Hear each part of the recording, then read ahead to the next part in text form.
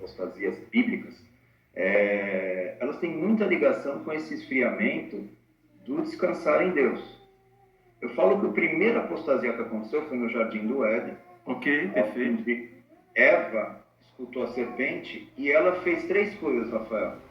Entendendo que era boa à vista, boa para se comer e para dar entendimento.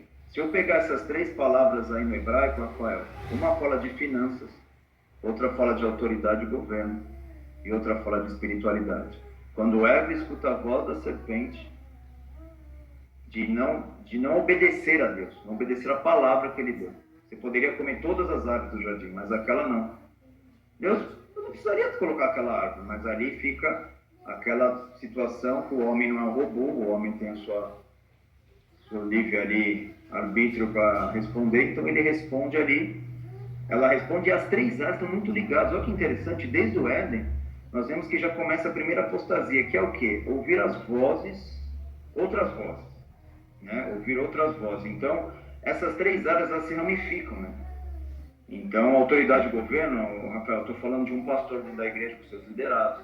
Quando os liderados, ao invés de escutar e obedecer ao seu pastor, nós estamos perdendo muito isso. Estamos tendo uma geração que não tem muito respeito à autoridade e governo. Nós estamos falando que isso é um princípio global. Nós estamos falando que as pessoas na questão financeira também estão tendo seus problemas em relação à igreja. Eu estou agora falando da igreja, tá? Então, às vezes, a gente não está entendendo a importância que Deus está chamando o Brasil para ser uma nação de celeiro de missionários para o mundo. E a gente está correndo atrás das nossas contas, dos nossos bens, da nossa casa somente. Não tem problema nenhum isso. Mas eu preciso também ter o entendimento de honrar a Deus através dos meus recursos. Só que isso é muito atacado. E quando nós não praticamos isso dentro da igreja, nós fechamos uma porta para despertamentos espirituais, para avivamentos espirituais, né? Então, por exemplo, o que é descansar em Deus, Rafael? Falando de uma maneira para a igreja entender. É orar. Exato. Coloque toda a sua ansiedade diante dele. Ele tem cuidado de vós. Só que a igreja hoje não ora, né? A igreja, dados nos mostram que a igreja está fraquejando em oração. Então, por que isso acaba acontecendo, Rafael? Faz o povo não descansar em Deus. Mais oração não é a quantidade de oração, mas está mostrando que eu estou confiando no meu Deus. Estou colocando minha esperança na palavra dele. Ele falou, eu estou aqui orando, estou aqui jejuando, estou aqui colocando.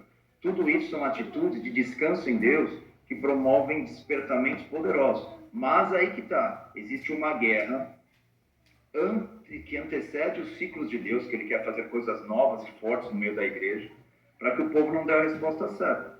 Mas quando eu não conheço sobre o tema, Rafael, eu glorifico a Deus pela tua vida de estar trazendo esse tema à tona, né? O povo não sabe com quem está lutando. Exato. Igual Paulo disse, eu não saio desferindo golpes no ar. Paulo falou isso. Ele está usando o termo de boxe, termo grego de boxe. Ele não sai desferindo qualquer golpe para tudo quanto é lado e me cansar. Né? Então, quando o povo não tem o conhecimento, acaba sim que você acaba sem perceber dando respostas erradas e não entra nesse descanso, Rafael.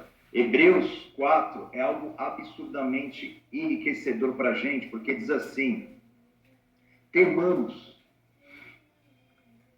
Olha o que o escritor de Hebreus está nos falando, temamos, porque Deus tem a promessa de nos levar ao descanso. E ele não está falando do descanso eterno nesse texto, Rafael. Em Hebreus 3, sim. Hebreus 4, não. Está falando do descanso aqui, que ele vai falando aqui. E ele diz que, tendo a promessa de entrar no descanso de Deus, temo que algum de vocês falhe. E aí ele vai falando. Se Davi tivesse feito... Aí que eu falo, que não tem nada a ver contigo. Ele fala, se Davi tivesse feito descansar, nós não estaríamos falando de um outro dia. Se Josué tivesse feito entrar o povo na terra, deve dar descanso a eles, nós não estaríamos falando de esse outro dia. Que outro dia? De Cristo! E nos leva a esse descanso. Então, nós temos que voltar à palavra. A palavra é o que vai mudar, né? A palavra do nosso Deus. Ver áreas de nossas vidas que nós não estamos voltando. Então, depois lê em casa aí Hebreus 4, ele fala ali sobre esse descanso tão poderoso, e no final ele diz assim, esforcemo-nos para entrar nesse descanso. Que é isso, né? Tremendo Se fosse só demais. descansar e ficar com o pé pro alto, existe uma atitude sua. Esforcemo-nos para entrar nesse descanso. E o versículo seguinte diz assim, por quê? Aí ele explica o porquê desse descanso. A palavra de Deus é viva e eficaz. Ela é mais cortante do que qualquer espada de dois gumes. Ela penetra. Então o que ele está falando? Se a palavra penetrar em nós, que geralmente, né, Rafael, a galera recebe uma espadada no braço, um cortezinho, você